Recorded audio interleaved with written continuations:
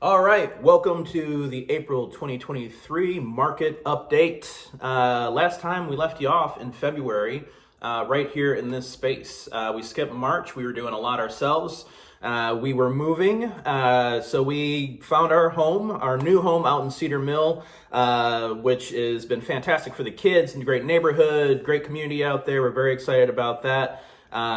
We had a few other things going on too. We had some clients that we were working with that were buying and selling, and we have a lot to get through because everything that we were doing back then, I want to kind of give you an update so you know exactly what we were working on and the result of that. We were talking about getting this house right here that I'm in ready to list. So we had a deep cleaning done. We power washed the sidewalks. We had some work done, get some plumbing work done and things like that.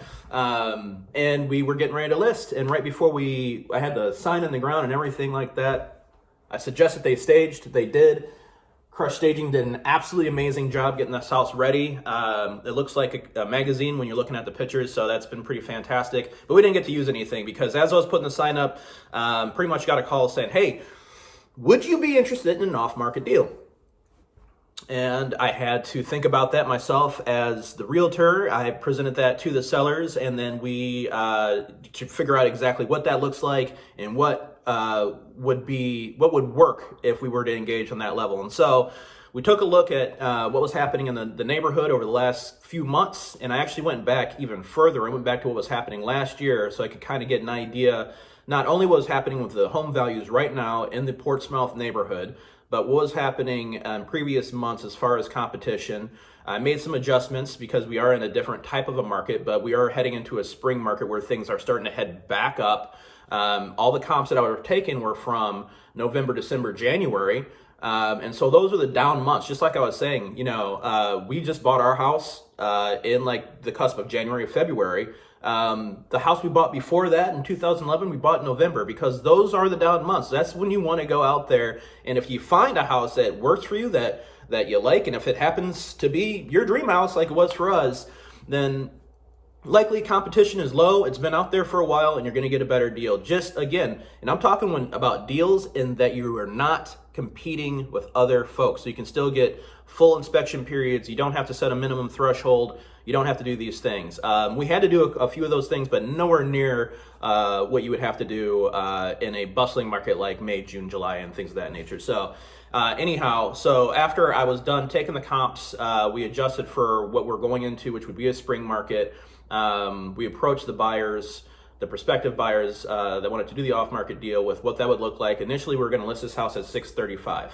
This is a 4-bed, 2.5-bath, just about 1,700 square feet on a beautiful street in Portsmouth, close to a few things, a few amenities, close to University of Portland, things of that nature. So I think we definitely would have fetched that, and then saw a little bit of competition. I was expecting probably 5 offers to come in, and I think we'd probably land somewhere about 650. And that's based off of what was happening in the neighborhood and kind of the energy that I had been seeing with my buyers as we're out there putting offers on homes. And so the buyers saw that as a good opportunity to step in, have kind of a more focused approach to the competition. It's a fabricated type of approach, but they saw that as fair. The sellers saw it as fair, and so we put the deal together. And so unfortunately, this beautiful staging never was seen. Got the photos, nobody ever saw them. So it's great. We'll keep it for our little portfolio and the things we do to get the listings ready. But hey, it's just, that was an expense on us. This is what we paid for. It was not out of the seller's pocket in this situation. So all in all, it was a benefit to them. I was able to reduce the commission a little bit since this was an off-market deal, and everybody is ending up in a far better spot. So I'm very happy for everybody involved. Nonetheless, that kind of gives you an idea of the competition that I was thinking about at that point in time in March when we had this house on. I have 2 other clients out there that one of them we got under contract in the Buckman neighborhood. And that house was listed at $599. We had I want to say there's probably 5 or 6 offers that came in on it. We ended up at $653. We had a minimum repair threshold of, I want to say, $5,000. We figured that with these folks, it wasn't just about the pure money. It definitely had a lot to do with it, but we asked them, what do you need out of this transaction to make this the easiest transition for you out of this home and into your next one? And it was really time, rent back, and things like that. So we're able to work with them on some rent back and things of that nature. So strong terms. We went about 50,000 over on that one. That's what was happening in the middle of March out here. And so that was an increase of what was happening in February, March when we priced this home and we were getting it ready. So we were going about 15 to 20,000 over in the 600 to 650 price range.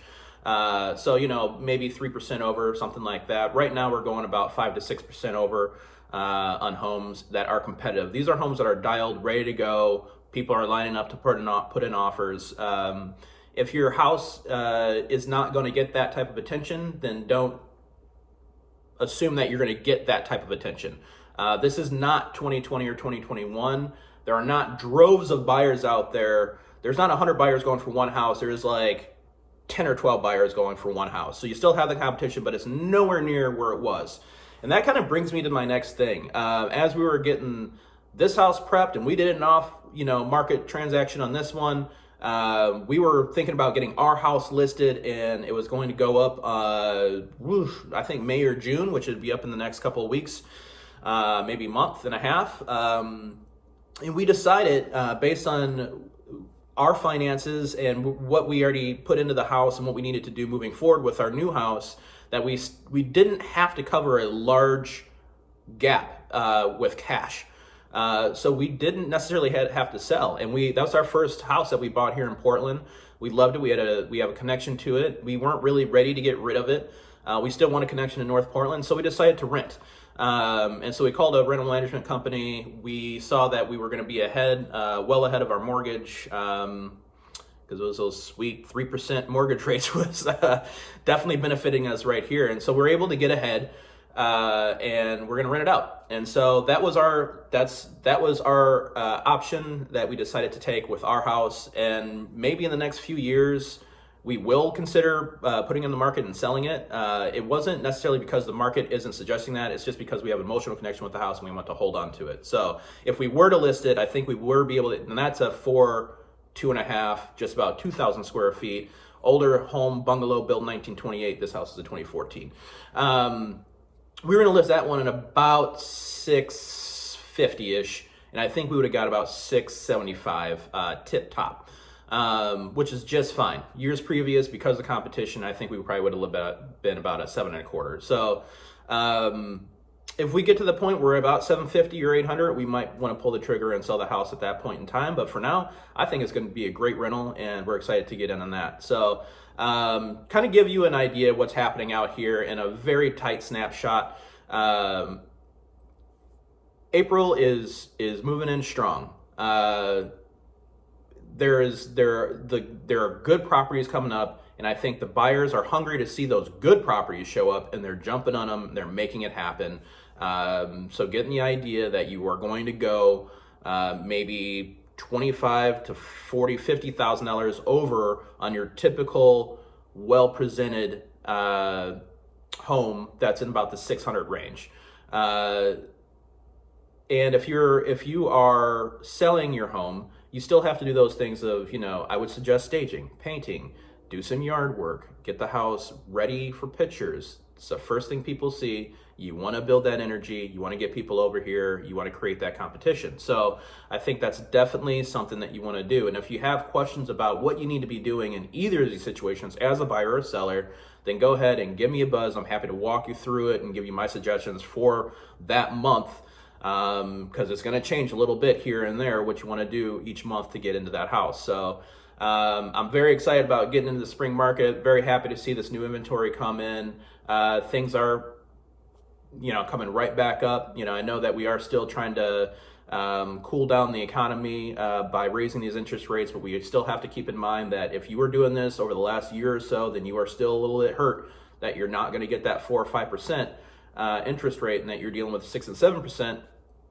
And that's just what the new market is. So if you don't want to compete as hard as you need to in this market because of those things, then you're probably not going to be very successful and you're probably going to need to start really adjusting your mindset so you are able to compete in this market in order to get that house. The people that you're competing against might have been here for the last 2 or 3 months, and honestly, they might have started at 7.25%, and now they're at like 6.5%, and they're feeling real good about it. So, you have to really keep in mind who your competition is and what that value of the house is. If you're thinking that if the house is at 500 and you don't want to go over 530, and I'm saying, hey, it's 540, it's $10,000, it's a few dollars on your mortgage, and you're going to get the house, and then you're not going to have to compete in May, June, July, August, where the prices are still going to be going up. We're not going to crash in that point in time, right? Interest rates are likely not going to come way down during that time. So now is the time to buy if you're about to buy. Don't get into the summer months and think that you're going to find a deal. The deals were behind us, okay? We're going into a market that's going to bring more buyers in. It's going to be more competitive, and prepare yourself as a buyer mentally to compete if that's what you're ready to do. So, and if you're selling, let's go ahead and get that house dialed. It's time to go. All right. If you guys have any questions, let me know. This was the April 2023 market update. My name is Eldridge Huntington with House Hunter PDX. Always love talking about real estate and meeting new people. So go ahead and give me a buzz. We're out here.